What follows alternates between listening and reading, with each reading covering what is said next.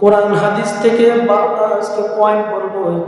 এই 12টা যদি আমরা কাজ করতে পারি তাহলে আমরা গুনাহ থেকে বেঁচে যাব। আর যখন আমরা গুনাহ থেকে বেঁচে যাব আমরা কোথায় চলে যাব? জান্নাতে চলে যাব। গুনাহ থেকে বাঁচতে হলে 12টা কাজ করতে হবে। নাম্বার 1 হলো সব সময় মনে রাখা দরকার যে আল্লাহ আমাকে দেখতেছেন। যখন আমি সব সময় মনে রাখবো আল্লাহ রাব্বুল আলামিন আমাকে দেখতেছেন, যখন এই অনুভূতি আমার ভিতরে নিয়ে আসবো, যে অনুভূতি আমার ভিতরে জাগ্রত করব, তখন মানুষ গোপনে গুনাহ করা থেকে বেঁচে যাবে, গুনাহমুক্ত জীবন যাপন করতে পারবে। আমি যদি মনে করি যে আল্লাহ আমাকে দেখতেছি, একটা অপরাধ আমি করতে যাচ্ছি, মানুষের ভয়ে করতে পারি না, দিনের দিবালোকে আমি করতে পারি না, রাত্রি অন্ধকারে করতে যাই গুনাহটা, কিন্তু আমার মনে হয়েছে আল্লাহ আমাকে দেখতেছেন। যখন আমি এটা মনে করবো যে আল্লাহ আমাকে দেখতেছেন, তখন আমার গুনাহ করা আমার দ্বারা হবে না, আমি গুনাহ ছেড়ে দেব। তাহলে 1 নম্বর কাজ হলো সব সময় মনে রাখতে হবে আল্লাহ আমাকে দেখতেছেন। আল্লাহ রাব্বুল আলামিন বলেন, আলাম ইয়ালাম বিআন্নাল্লাহা ইয়ারা, সে কি জানে না যে আল্লাহ তাকে দেখতেছে? এজন্য সব সময় মনে করতে হবে আমি যে কাজ করি না কেন, ভালো কাজ করি আর মন্দ কাজ করি, একটা চিন্তা করতে হবে, মনে রাখতে হবে আল্লাহ আমাকে দেখতেছেন। ভালো কাজ করলেও আমার মনে রাখতে হবে আল্লাহ আমাকে দেখতেছেন, খারাপ কাজ করলেও আমাকে মনে রাখতে হবে আল্লাহ আমাকে দেখতেছে। আল্লাহ, আমরা যে ঘরে বসে আছি, মসজিদে বসে আছি, মনে হয় দেখে না, বলে না? আল্লাহ তাআলা সব কিছু শুনেন। একটা যে গাছের পাতার উপরে একটা পিপিলিকা হাঁটতেছে, এর শব্দ আল্লাহ রাব্বুল আলামিন শুনেন। সব কিছু, এমন একটা প্রাণী যেটা চোখে দেখা যায় না, এমন একটা যন্ত্র আছে, সেই যন্ত্র দ্বারা দেখা যায়।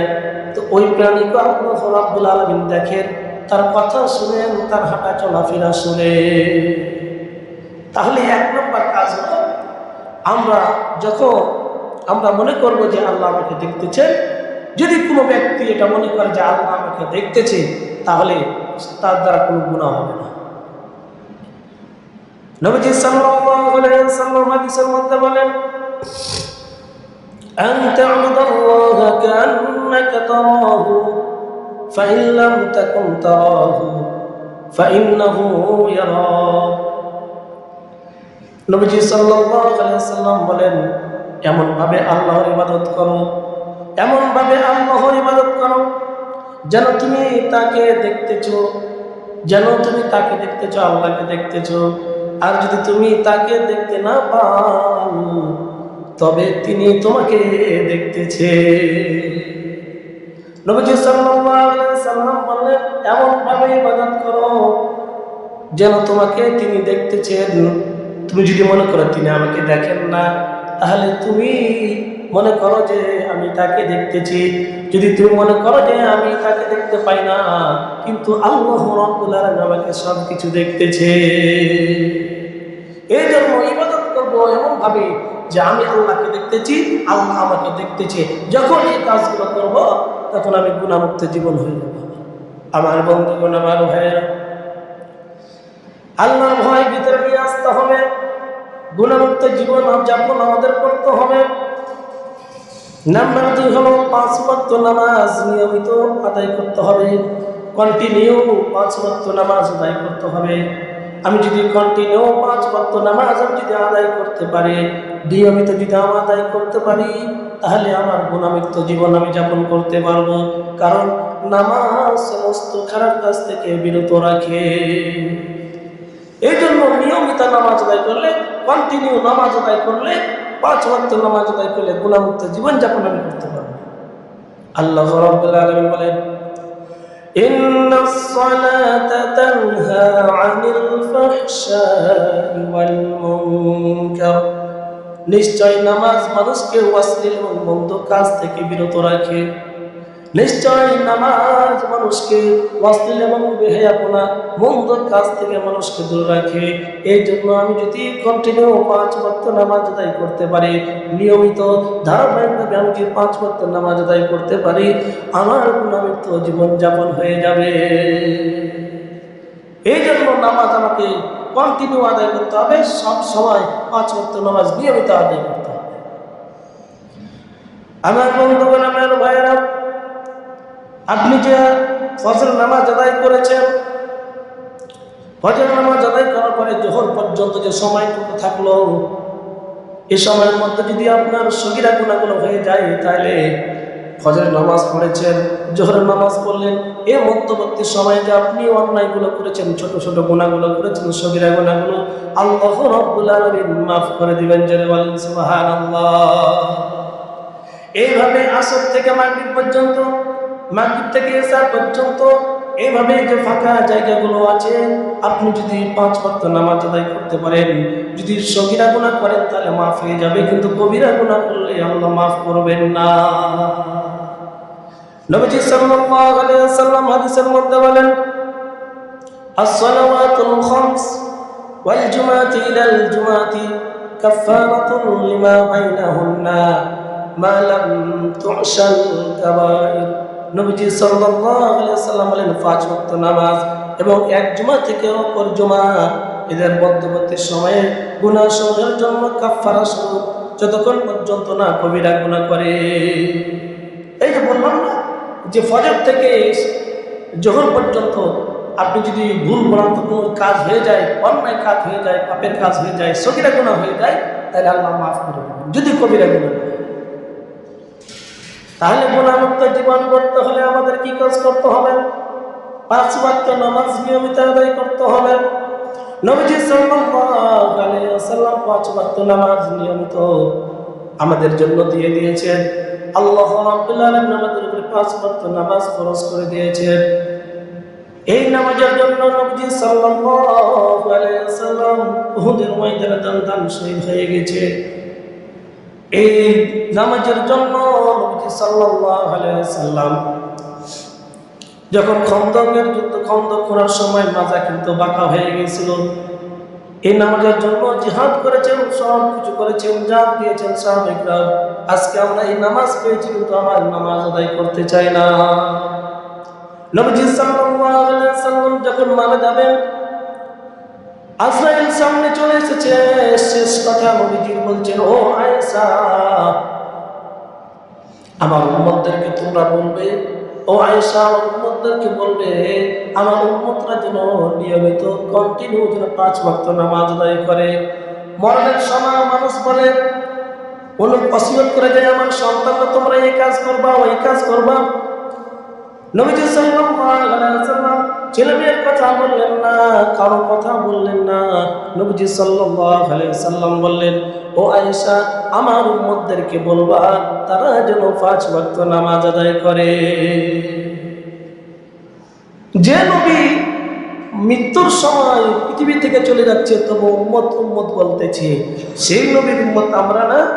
আমরা সেই নবীর উম্মত, কিন্তু সেই নবীর উম্মতে আমরা নামাজ আদায় করতে পারি না। আর নামাজ তো হচ্ছে মুমিনদের জন্য মিরাজ, as-salatu মিরাজুল মুমিনিন। এই যে নবী সাল্লাল্লাহু আলাইহি ওয়াসাল্লাম সপ্তম আসমানে গিয়েছিল মিরাজ করার জন্য, আল্লাহর সঙ্গে দেখা করার জন্য। আর মুমিনদের মিরাজ হচ্ছে নামাজে যখন দাঁড়ায়, তখন সরাসরি আল্লাহ রাব্বুল আলামিন বান্দার দিকে মুতাওয়াজ্জহ হয়ে যায়। তখন সবচেয়ে নিকটবর্তী সময় হয়ে যায় আল্লাহ তাআলা যখন বান্দা নামাজে দাঁড়ায়। কারণ আমরা সিজদা দিচ্ছি কাকে? আল্লাহ রাব্বুল আলামিনকে। সুতরাং আল্লাহ আমাকে দেখতেছেন, আল্লাহ আমাকে দেখছেন। এই জন্য কন্টিনিউ আমাদের 5 ওয়াক্ত নামাজ আদায় করতে হবে, তাহলে আমার গুনাহমুক্ত জীবন হয়ে যাবে। তাহলে গুনাহমুক্ত জীবন যাপন করতে হলে 2 নাম্বার কাজ করতে হবে, 5 ওয়াক্ত নামাজ আদায় করতে হবে। নাম্বার 3 হলো বেশি বেশি ইস্তিগফার আমাদের করতে হবে, তওবা করতে হবে। তওবা আমাদের বেশি বেশি করতে হবে। ভুলবশত আমাদের পাপ হয়ে যেতে পারে, অন্যায় কাজ হয়ে যেতে পারে, ইচ্ছাকৃত না। ভুলবশত আমাদের পাপ হয়ে যেতে পারে, গুনাহ হয়ে যেতে পারে। গুনাহ হওয়ার সঙ্গে সঙ্গে আমরা কি করব? তওবা করব, ইস্তিগফার করব। আমি যদি গুনাহ হওয়ার সঙ্গে সঙ্গে আল্লাহ রাব্বুল আলামিনের দরবারে তওবা করতে পারি, ইস্তিগফার করতে পারি, আল্লাহ রাব্বুল আলামিন আমার গুনাহগুলো ক্ষমা করে দিবে। তাহলে গুনাহমুক্ত জীবন যাপন করতে হলে 3 নাম্বার কাজ করতে হবে, বেশি বেশি ইস্তিগফার করতে হবে, তাওবা করতে হবে। আল্লাহ রাব্বুল আলামিন বলেন, ওয়া আনিস্তাগফিরু রাব্বাকুম সুম্মা তুবু ইলাইহি। আল্লাহ রাব্বুল আলামিন বলেন, তোমরা তোমাদের রবের কাছে ক্ষমা প্রার্থনা করো, তোমরা তোমাদের রবের কাছে ক্ষমা প্রার্থনা করো আর তার দিকে ফিরে আসো। তুমি যদি আল্লাহ রাব্বুল আলামিনের দরবারে তওবা করতে পারো, আল্লাহ রাব্বুল আলামিন তোমার তওবা কবুল করবে, তোমার জীবনের সমস্ত গুনাহগুলো মাফ করে দেবে। নবীজি সাল্লাল্লাহু আলাইহি ওয়াসাল্লাম হাদিসের মধ্যে বলেন, আত-তাইবু মিনাদ যামবি কামান লা যামবা লাহু। নবীজি সাল্লাল্লাহু আলাইহি ওয়াসাল্লাম বলেন, পাপ থেকে তওবা করা ব্যক্তি ওই ব্যক্তির মতো যে ব্যক্তি জীবনে কোনো গুনাহ করে না। পাপ থেকে যে ব্যক্তি তওবা করে, গুনাহ করার পরে যদি তওবা করে, তওবা করার পরে সে কেমন হয়? একজন নিষ্পাপ মানুষ হয়ে যায়, তার যার কোনো গুনাহ থাকে না। নবীজি সাল্লাল্লাহু আলাইহি ওয়াসাল্লামের জামানায় একজন মহিলা জিনা করেছে, জিনা করার ফলে তার পেটে বাচ্চা এসে গেছে। নবীজি সাল্লাল্লাহু আলাইহি ওয়াসাল্লামের দরবারে এসে বলছেন, ইয়া রাসূলুল্লাহ, ইয়া হাবিবাল্লাহ, আমি অন্যায় করেছি, আপনি আমার বিচার কার্যকর করেন। নবীজি সাল্লাল্লাহু আলাইহি ওয়াসাল্লাম বলেন, না, তুমি কিছু করো না, কোনো কাজ অন্যায় কাজ করো নাই। ওই মহিলা সাহাবী বলছেন, না ইয়া রাসূলুল্লাহ, আমি অন্যায় কাজ করেছি। এইভাবে 2-3 বার তাকে ফিরিয়ে দিল। ফিরিয়ে দেওয়ার পরে মহিলা বলছে, না ইয়া রাসূলুল্লাহ, আমি অবশ্যই নিশ্চয় আমি জিনা করেছি, আমার জিনার ফলে আমার পেটে বাচ্চা এসে গেছে। নবীজি সাল্লাল্লাহু আলাইহি ওয়াসাল্লাম বললেন, যেটু বাচ্চা এসে গেছে তার এখন বিচার কার্যকর হবে না, তুমি চলে যাও, তোমার সন্তান হবে, সন্তান ভূমিষ্ঠ হবে, সন্তান ভূমিষ্ঠ হওয়ার পর তোমার বিচার কার্যকর হবে। ওই মহিলা সাহাবী বলছেন, ইয়া রাসূলুল্লাহ, ইয়া হাবিবাল্লাহ, আমি যদি এখন মারা যাই তাহলে আমি তো নির্ঘাত জাহান্নামে চলে যাব, যেহেতু আমি একটা বিশাল বড় অন্যায় কাজ করেছি। নবীজি বললেন, যাও, তোমার জন্য দোয়া করে দিলাম, আল্লাহ তোমাকে দীর্ঘায়িত করো, তোমার হায়াত দান করো। নবীজি সাল্লাল্লাহু আলাইহি ওয়াসাল্লাম দোয়া দিয়ে পাঠিয়ে দিলেন। মহিলার বাচ্চা প্রসব হলো। বাচ্চা প্রসবের একদিন পরে মহিলাটা চলে এসেছেন, বলছে, ইয়া রাসূলুল্লাহ, ইয়া হাবিবাল্লাহ, এই যে আমার সন্তান ভূমিষ্ঠ হয়ে গেছে, সুতরাং আজকে আমার বিচার কার্যকর করেন। নবীজি সাল্লাল্লাহু আলাইহি ওয়াসাল্লাম বললেন, ও আমার মহিলা সাহাবী, তুমি শোনো, যেহেতু তোমার সন্তানটা ভূমিষ্ঠ হয়েছে, সুতরাং তোমার সন্তানটা তোমার উপর একটু হক আছে। হাওলাইনে কামিলাইনে, তোমার সন্তানটা তোমার 2 বছর দুধ পান করবে। সুতরাং দুধ পান করার পরে 2 বছর যখন পূর্ণ হবে, তোমার সন্তানকে নিয়ে আসবে, তারপরে তোমার বিচার কার্যকর হবে। এইদিকে মহিলা সাহাবী তার গুনাহ করেছে, অন্যায় করেছে, এই জন্য তার রাত্রিবেলা ঘুম হয় না, যে কখন 2 বছর পার হবে।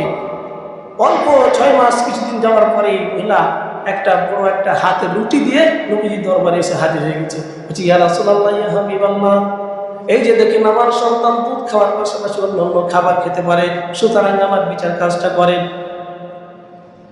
মহিলা বিচার করার জন্য আসতেছেন, কেন দুনিয়াতে বিচার হয়ে গেলে আমি ক্ষমা পেয়ে যাব, মাফ পেয়ে যাব, কিন্তু আজকে আমাদের যেগুলো অভ্যাস, আমরা গুনাহ করি, আবার গুনাহ করার পরে মানুষকে আমরা বলি যে কাজ করেছি। অনেক সময় বন্ধু বান্ধব অন্যায় কাজ করে, তারপরে বন্ধু বান্ধবকে বলে যে আমি এই কাজ করেছি, মানে গুনাহ করে আবার কি করে, গর্ব করে যে আমি এই কাজ করেছি। নবীজি সাল্লাল্লাহু আলাইহি ওয়াসাল্লামের সাহাবী আসলো, আসার পরে বলছেন, ইয়া রাসূলুল্লাহ, আমার সন্তানকে দেখেন খাবার খেতে পারে, রুটি খেতে পারে।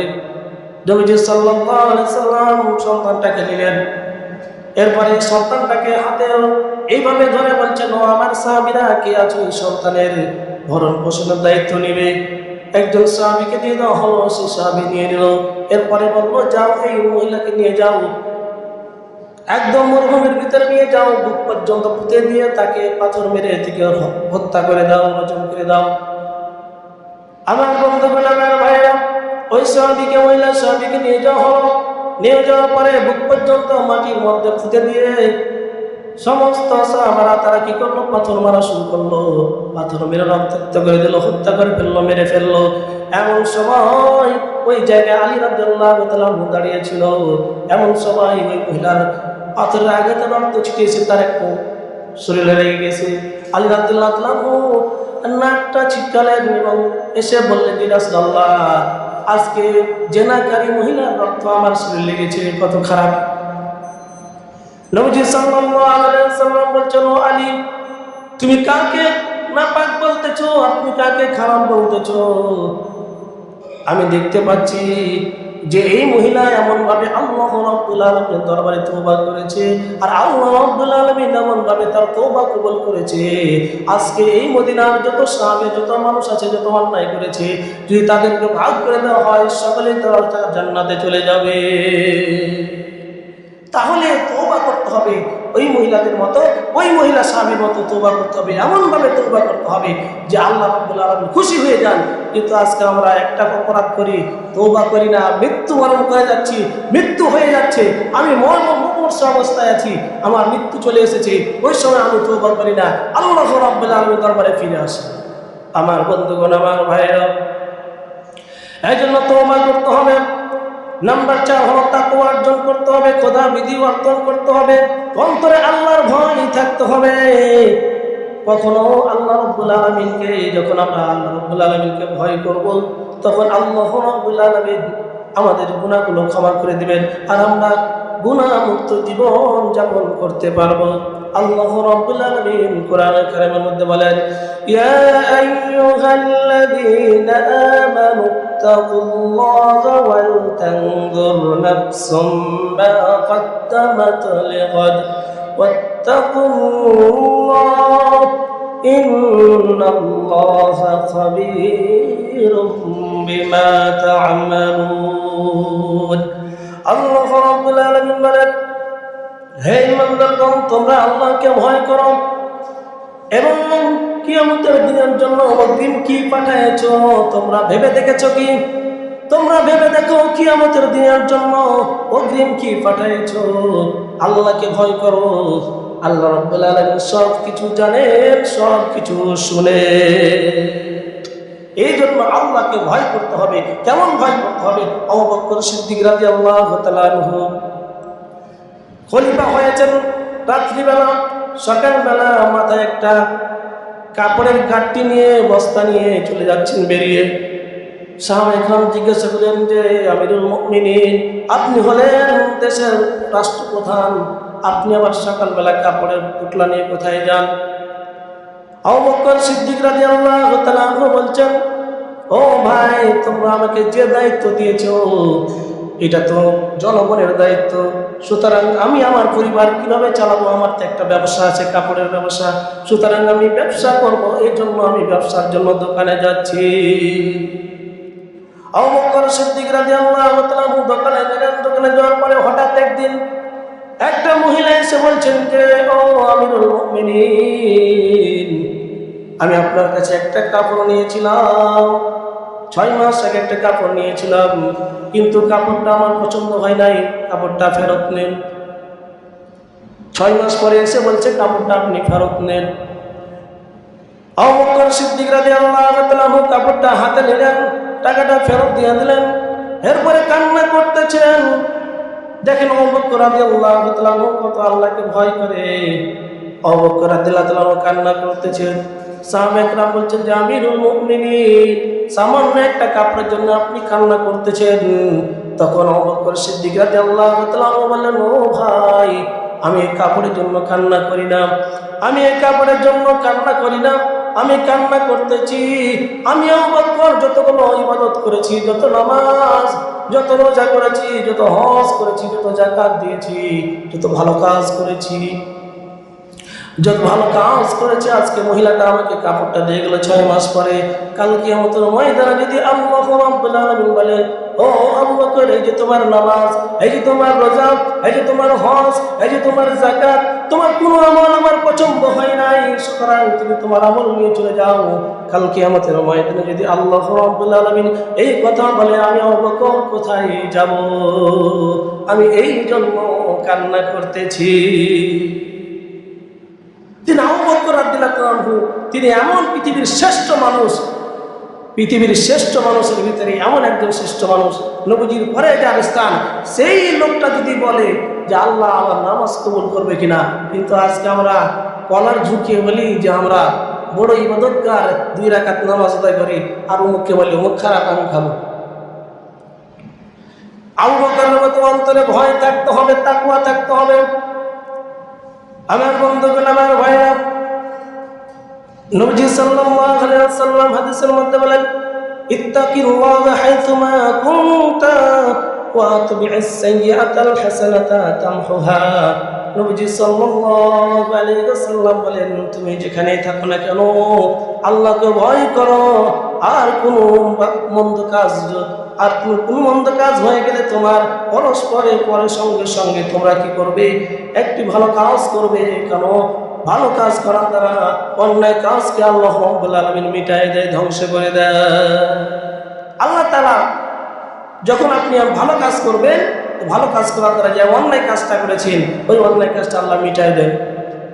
আল্লাহ রাব্বুল আলামিন এই জন্য বলেন যে তোমরা আমাকে ভয় করো, ভয় করার মতো ভয় করো। তাইলে গুনাহমুক্ত জীবন করতে হলে 4 নাম্বার আমাদেরকে আল্লাহকে ভয় করতে হবে। নাম্বার 5 হলো সৎ ও ভালো মানুষের সঙ্গে সঙ্গ গ্রহণ করতে হবে, ভালো এবং সৎ মানুষের সঙ্গে থাকতে হবে, চলাফেরা করতে হবে ভালো মানুষের সঙ্গে। খারাপ মানুষের সঙ্গে চলাফেরা করা যাবে না। যখন আমরা খারাপ মানুষের সঙ্গে চলাফেরা করব, তার মতো হয়ে যাব, খারাপ হয়ে যাব। আল্লাহ রাব্বুল আলামিন বলেন, ইয়া আইয়ুহাল্লাযীনা আমানুত্তাকুল্লাহা ওয়া কুনু মা'আস সাদিকিন। আল্লাহ তাআলা নিজে বলছেন, হে ঈমানদারগণ, তোমরা আমাকে ভয় করো এবং সত্যবাদীদের সাথী হয়ে যাও। যারা সত্য কথা বলে, সত্য পথে চলে, যারা ভালো পথে চলে, তাদের সঙ্গে থাকো, তাদের সঙ্গে মিলেমিশা করো। আমার কথা, আমি মোল্লার কথা না, এটা কার কথা? আল্লাহ রাব্বুল আলামিনের কথা। আল্লাহ তাআলা বলছে তোমরা ভালো মানুষের সঙ্গে থাকো, ভালো হয়ে যাবা, খারাপ মানুষের সঙ্গে থাকলে খারাপ হয়ে যাবে। এই জন্য আমরা ভালো মানুষের সঙ্গে থাকবো। সৎ সঙ্গে কোথায়? স্বর্গবাস, অসৎ সঙ্গে সর্বনাশ, জাহান্নামে যেতে হবে। এই জন্য আমাকে ভালো কাজ করতে হবে, ভালো মানুষের সঙ্গে থাকতে বন্ধু বানাবো, ভালো বন্ধু বানাবো। এমন বন্ধু বানাবো না যে বন্ধু অন্যায় কাজ করে। কিন্তু আজকে আমরা যুবক ভাইরা পায়ে হাত দিয়ে বলে যাই, কখনো অসৎ খারাপ বন্ধু বানাবেন না, আপনিও খারাপ হয়ে যাবেন। এই জন্য সবসময় চয়ন করবেন ভালো বন্ধু, ভালো বন্ধু চয়ন করবেন, ভালো বন্ধু গ্রহণ করবেন। নাম্বার 6 হলো জিহ্বা এবং লজ্জাস্থানে হেফাজত করা, চোখ এবং নফসের নিয়ন্ত্রণ করা। অধিকাংশ পাপ গুণ সংগঠিত হয় হলো এই দ্বারা, জিহ্বার কথা, জিহ্বার ভিতর, জিহ্বার দ্বারা আমাদের অধিকাংশ খারাপ কাজ হয়, আর লজ্জাস্থানের মাধ্যমে খারাপ কাজ হয়। তাহলে 6 নম্বর কাজ হলো জিহ্বা এবং লজ্জাস্থানে হেফাজত করতে হবে। এই জিহ্বা, আমাদের মুখের ভিতরে যে একটা জিনিস আছে, জিহ্বা আছে, এই জিহ্বা দ্বারা কত রকম মিথ্যা কথা আছে। গোলাপের হাটে ফোন কোথায় আছেন ভাই? অনেক সময় হঠাৎ যাই, তুমি কোথায় আছেন? আছে গোলাপের হাটে, বা আছে মনে করেন যে চকলামপুর মোড়ে, কোথায় আছি এখন? আমি এখন ফিল্ডের হাটে। চকলামপুর মোড়ে কোথায় আর ফিল্ডের হাট কোথায়? আমার বন্ধুগণ, আমার ভাইরা, এই জন্য জিহ্বা এবং মুখকে আমাদের সংযত করতে হবে। আল্লাহ রাব্বুল আলামিন সূরা নূরের মধ্যে বলেন, কুল লিল মুমিনিনা ইয়াগুদ্দু মিন আবসারিহিম ওয়া ইয়াহফাযু ফুরুজাহুম। আল্লাহ রাব্বুল আলামিন বলেন, হে রাসূল, আপনি, হে নবী, আপনি আপনার মুমিন পুরুষদেরকে বলে দেন তারা যেন তাদের জিহ্বাকে, তারা যেন কি করে, তাদের লজ্জাস্থানকে এবং জিহ্বাকে হেফাজত করে, আর তাদের দৃষ্টিকে তারা অবনত করে। গুনাহ অপরাধ হওয়ার আগে কিন্তু মানুষ আগে দেখে না, দেখার পরে তারপরে গুনাহ করে। সুতরাং চক্ষুকে আমার নিম্নগামী করতে হবে, চক্ষু হেফাজত করতে হবে, তাহলে আমার গুনাহমুক্ত জীবন হয়ে যাবে। আমি আপনি যদি গুনাহমুক্ত জীবন করতে চাই, তাহলে আল্লাহ রাব্বুল আলামিন আমাকে গুনাহমুক্ত জীবন দান করবে। আল্লাহ রাব্বুল আলামিন আমার গুনাহগুলো ক্ষমা করে দেবেন। আমার বন্ধুগণ, আমার ভাইরা, নবীজি সাল্লাল্লাহু আলাইহি ওয়াসাল্লাম হাদিসের মধ্যে বলেন, ভালো করে খেয়াল করেন, নবীজি সাল্লাল্লাহু আলাইহি ওয়াসাল্লাম বলেন, মান ইয়াযমান লি মা বাইনা লিহিয়াহি ওয়া মা বাইনা রিজলাইহি আযমান লাহুল জান্নাহ। নবীজি সাল্লাল্লাহু আলাইহি ওয়াসাল্লাম বলেন, তোমরা আমাকে দুইটা জিনিসের গ্যারান্টি দাও, আমি তোমাদেরকে জান্নাতের গ্যারান্টি দিয়ে দিব।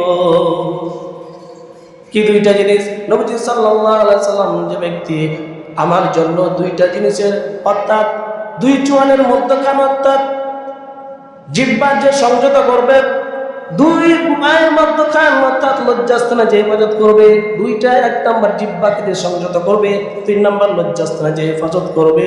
নবীজি সাল্লাল্লাহু আলাইহি ওয়াসাল্লাম, তোমরা এই দুইটা জিনিসের জিম্মাদার নিয়ে নাও, আমি তোমার জন্য জান্নাতের জিম্মাদার হয়ে গেলাম। জোরে বলেন সুবহানাল্লাহ।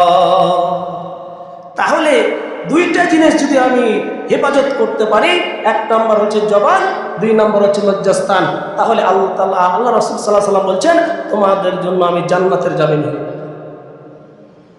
আমার বন্ধুগণ, আমার ভাইরা, তাহলে গুনাহমুক্ত জীবন করার জন্য 6 নম্বর কাজ গেল, জিহ্বাকে সংযত করতে হবে, লজ্জা হেফাজত করতে হবে। নাম্বার 7 হলো শয়তানের কুপ্ররোচনা থেকে আল্লাহ রাব্বুল আলামিনের কাছে ক্ষমা চাইতে হবে। শয়তান আমাদের ধোঁকা দিবে, শয়তান আমাদের গোপন শত্রু না প্রকাশ্য শত্রু। আল্লাহ তাআলা বলেন, ইয়া আইয়ুহাল্লাযীনা আমানু দুখুলু ফিস সিলমি কাফা ওয়া লা তাত্তাবিউ খুতুওয়াতিশ শাইতান ইন্নাহু লাকুম আদুউম মুবিন। আল্লাহ রাব্বুল আলামিন বলেন, হে ইমানদারগণ, তোমরা পরিপূর্ণ ইসলামের মধ্যে দাখিল হয়ে যাও, প্রবেশ করো। আর ওয়ালা তাত্তাবিউ খুতুওয়াতিশ শাইতান, আর তোমরা শয়তানের পদাঙ্ক অনুসরণ করো না, শয়তানের পথ তোমরা অবলম্বন করো না, কারণ শয়তান তোমাদের প্রকাশ্য শত্রু। কার কথা? মোল্লার কথা না আল্লাহর কথা? আল্লাহ রাব্বুল আলামিন বলেন, শয়তান তোমাদের প্রকাশ্য শত্রু, সুতরাং আমাদের শয়তান আমাদের প্রকাশ্য শত্রু। এই জন্য আল্লাহ তাআলা বলেন যে তোমরা শয়তানের পদাঙ্ক অনুসরণ করো না। আমরা যদি শয়তানের পদাঙ্ক অনুসরণ করি, আমরা গুনার মধ্যে পড়ে যাব। শয়তান চাইবে গুনাহ করাতে, আর আমি চাবো না গুনাহ করতে। এই জন্য আমাদের কাজ হলো গুনাহমুক্ত জীবন করার জন্য শয়তানের প্ররোচনায় পড়া যাবে না, শয়তানের কাজ করা যাবে না। আমার বন্ধুগণ, আমার ভাইরা, নাম্বার 8 হলো বেশি বেশি কোরআন তেলাওয়াত করা, আল্লাহর জিকির করা। কোরআন তেলাওয়াতে অন্তরকে নরম করে দেয়। বেশি বেশি কোরআন তেলাওয়াত করতে হবে, আল্লাহর জিকির করতে হবে। আমি যদি বেশি বেশি কোরআন তেলাওয়াত করি, আল্লাহর জিকির বেশি বেশি করি, আমার অন্তরটা, দিলটা নরম হয়ে যাবে, আমার অন্তরটা শান্তি পাবে, আমার আত্মাটা শান্তি হয়ে যাবে। আল্লাহ রাব্বুল আলামিন বলেন, আলা বিযিকরিল্লাহি তাতমাইন্নুল কুলুব। আল্লাহ রাব্বুল আলামিন বলেন, জানো রাখো, আল্লাহর জিকিরেই কেবলমাত্র শুধুমাত্র অন্তরকে প্রশান্তি দিতে পারে। একমাত্র আল্লাহর জিকির করলে তোমার অন্তরটা প্রশান্তি লাভ করবে, তোমার অন্তরটা শান্তি পাবে। সুতরাং আল্লাহর জিকির বেশি বেশি করো। আমার বন্ধুগণ, আমার ভাইরা, নবীজি সাল্লাল্লাহু আলাইহি ওয়াসাল্লাম হাদিসের মধ্যে বলেন, যে ব্যক্তি তার রবের জিকির করে, যে ব্যক্তি তার রবের জিকির করে আর যে ব্যক্তি তার রবের জিকির করে না, যে ব্যক্তি তার রবের জিকির করে আর যে ব্যক্তি তার রবের জিকির করে না, তাদের মধ্যে তাদের উদাহরণ হলো মৃত এবং জীবিত। যে ব্যক্তি জিকির করে সে হলো জীবিত, আর যে জিকির করে না সে হলো মৃত। এই জন্য আল্লাহর জিকির করব, আল্লাহ রাব্বুল আলামিনের জিকির করতে পারলে আমার অন্তরটা জীবিত থাকবে, আমিও জীবিত থাকলাম। আমি জিকির করলাম না, আমিও মৃত, আমার কলবটা মৃত। আমার বন্ধুগণ, আমার ভাইরা, নাম্বার 9, নফসের বিরুদ্ধে জিহাদ করতে হবে। আমার ভিতরে নফস আছে, একটা নফস আত্মা। এই নফস পুরো বডিকে আমার চালাই।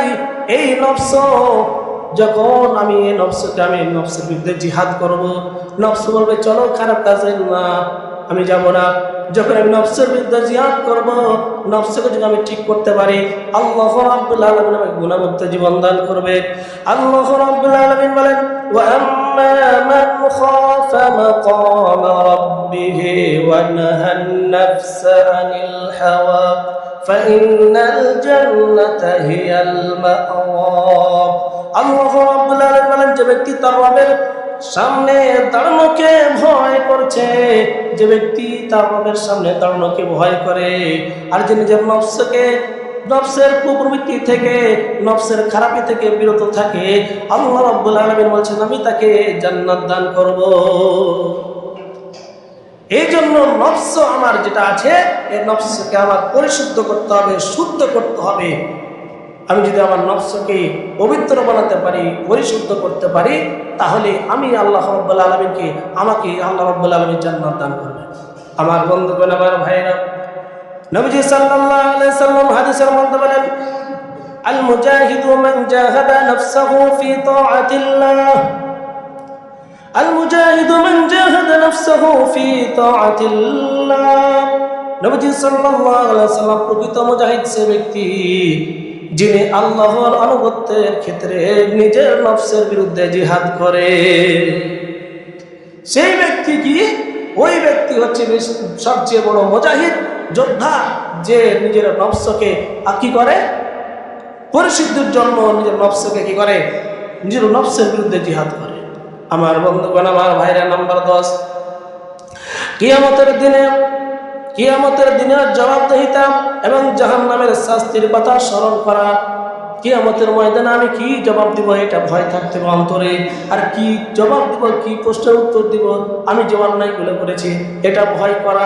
আমি যদি কিয়ামতের ময়দানে দিনের জবাবদিহিতা আমার ভিতরে থাকে, তাহলে আমার দ্বারা কোনো গুনাহ হবে না। আল্লাহ রাব্বুল আলামিন বলেন, ফাত্তাকুন নারাল্লাতী ওয়াকুদুহা আন-নাস ওয়াল হিজারা উইদ্দাত লিল কাফিরিন।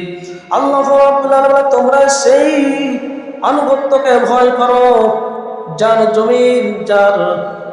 জমিনে তুমি, আমি আল্লাহর জমিনে যারা আমার আনুগত্য করবে এবং রাসূলের আনুগত্য করবে, আর যারা আমি আল্লাহকে ভয় করবে, ভয় করার পরে আমার জাহান্নামের আগুন থেকে যারা ভয় করবে, আল্লাহ রাব্বুল আলামিন তাকে কোথায় দিবে? জান্নাত দান করবে। আল্লাহ রাব্বুল আলামিন আরেক আয়াতে বললেন, ইয়া আইয়ুহাল্লাযীনা আমানু কু আনফুসাকুম ওয়া আহলিকুম নারা, হে ইমানদারগণ, তোমরা নিজে জাহান্নামের আগুন থেকে বাঁচো এবং তোমার পরিবার পরিজনকে জাহান্নামের আগুন থেকে বাঁচাও। তাহলে গুনাহমুক্ত জীবন যাপন করতে হলে আমাকে 10 নম্বর কাজ হলো জবাবদিহিতা, যে আমাকে জবাব দিতে হবে। যেমন অফিসের বসকে জবাব দিতে হবে, আমি প্রজেক্টটা করতে পারলাম না, আমি কাজটা করতাম না, পারলাম না। স্কুলে যেমন মাস্টারকে আমাকে জবাব দিতে হবে যে লেখাপড়া কেন করেনি, পড়া কেন নেই, খাতা কেন লেখনি। হ্যাঁ, এইরকম যখন বাবা মাকে জবাব দিতে হয় যে কাজটা কেন করলা, এই জবাব যদি আমার ভিতরে থাকে যে আল্লাহকে আমি কি জবাব দিব, তাহলে আমি গুনাহমুক্ত জীবন যাপন করতে পারবো। নাম্বার 11, নফল রোজা পালন করা। রোজা মানুষের ভিতরে পশুত্বকে দমন করে। নফল রোজা বেশি বেশি রাখা, সপ্তাহে 2-1-2টা রোজা রাখা, সোমবার বৃহস্পতিবার রোজা রাখা। এর দ্বারা আমার নফসটা কি হবে? কন্ট্রোলে থাকবে।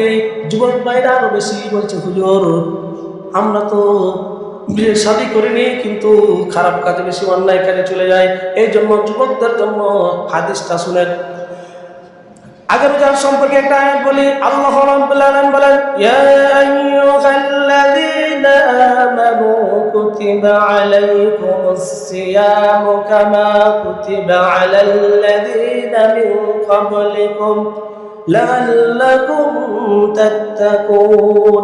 আল্লাহ রাব্বুল আলামিন বলেন, হে ঈমানদারগণ, আমি তোমাদের উপরে সিয়াম ফরজ করে দিয়েছি, রোজা ফরজ করে দিয়েছি, যেমন তোমাদের পূর্ববর্তী উম্মতের জন্য ফরজ করেছিলাম। কি জন্য? যাতে তোমরা মুত্তাকি হতে পারো, পরেজগার হতে পারো, আল্লাহবীর হতে পারো, খোদাবীর হতে পারো। এরপর নবীজি সাল্লাল্লাহু আলাইহি ওয়াসাল্লাম হাদিসের মধ্যে বলেন, ইয়া মা'আশারাস শাবাব, ইয়া মা'আশারাস শাবাব মান ইসতাতা মিনকুমুল বা'তা ফালইয়াতাযাওয়াজ ومن لم يستطع فعليه بالصوم فإنه له وزاء। নবীজি সাল্লাল্লাহু আলাইহি ওয়াসাল্লাম বলেন, হে যুব সম্প্রদায়, বুড়া মানুষে দেখেন, কাদের নাম দিচ্ছে? যুবকদের। হে যুব সম্প্রদায়, তোমরা তোমাদের মধ্যে যে বিয়ে করার সামর্থ্য রাখে সে যেন বিয়ে করে। কি বলে? যাদের বিয়ে করার সামর্থ্য আছে সে যেন বিয়ে করে, আর যার বিয়ে করার সামর্থ্য নাই সে যেন রোজা রাখে। কারণ রোজাটা তোমার যৌবনটাকে দমিয়ে রাখে, যৌবনটা কন্ট্রোলের ভিতরে আসে, এই জন্য রোজা রাখা। যারা বিয়ে করার সামর্থ্য বিয়ে করবে, বিয়ে না করতে পারলে রোজা রাখবে সপ্তাহে 2টা। তাহলে আমার যৌবনটা কন্ট্রোল থাকবে, পাপ হবে না, অন্যায় কাজ হবে না। কিন্তু পাপের বাক্স, শয়তানের বাক্স আজকে মোবাইল। যতই মনে করি যে গুনাহ করবো না, কিন্তু ওই গুনাহ দ্বারা হয়ে যায়। আমার বন্ধুগণ, আমার ভাইরা, নাম্বার 12 হলো গুনাহ থেকে বাঁচার জন্য আল্লাহর কাছে দোয়া করতে হবে। কার কাছে দোয়া করতে হবে? গুনাহ থেকে বাঁচার জন্য আল্লাহ রাব্বুল আলামিনের কাছে দোয়া করতে হবে। ربنا لا تزغ قلوبنا بعد إذ هديتنا وهب لنا من لدنك رحمة إنك أنت الوهاب। আল্লাহ রাব্বুল আলামিন এই যে কথা বলে দিন, আল্লাহর কাছে দোয়া করতে হবে, হে আল্লাহ, হে আমাদের রব, সরল সঠিক পথ আমাদের প্রদর্শন করাও। এই সরল সঠিক পথ করার পরে আমাদেরকে আবার বক্র পথে চালায়ও না। আল্লাহর কাছে দোয়া করতে হবে, আল্লাহ তুমি আমাদেরকে সরল সঠিক পথে চালাও, এই সরল সঠিক পথ থেকে আমাদেরকে বিচ্যুত করো না। এই জন্য আল্লাহর কাছে দোয়া করতে হবে। আমি যদি আল্লাহ রাব্বুল আলামিনের কাছে দোয়া করতে পারি, আল্লাহ আমার দোয়া কবুল করবে না? অবশ্যই করবে। নবীজি সাল্লাল্লাহু আলাইহি ওয়াসাল্লাম বলেন, আল্লাহুম্মা ইন্নী আসআলুকাল হুদা ওয়াত তুকা ওয়াল আফাফা ওয়াল গিনা। হে আল্লাহ, আমি আপনার কাছে হেদায়েত চাই, তাকওয়া চাই, পবিত্রতা চাই, স্বাবলম্বী চাই, ধনী হতে চাই না। খালি দোয়া করলে হবে? দোয়া করতে হবে আল্লাহর কাছে। খালি স্বপ্ন দেখছি যে অমুক দেশে যাবো, তাকে ইনকাম করবো, কিন্তু দোয়া করি না, হবে কি? হবে না। দোয়া করতে হবে যে আল্লাহ তুমি, আমি ওই যাও যা যেতে চাই, আল্লাহ তুমি আমার ব্যবস্থা করো। যাই হোক, এ পর্যন্ত বললাম যে গুণামুক্ত জীবন করার জন্য, গুণামুক্ত জীবন যাপন যদি আমরা করতে চাই, তাহলে 12টা কাজ করতে হবে। আল্লাহ তাআলা আমাদেরকে সকলকে 12টা কাজ করতে হবে। আল্লাহ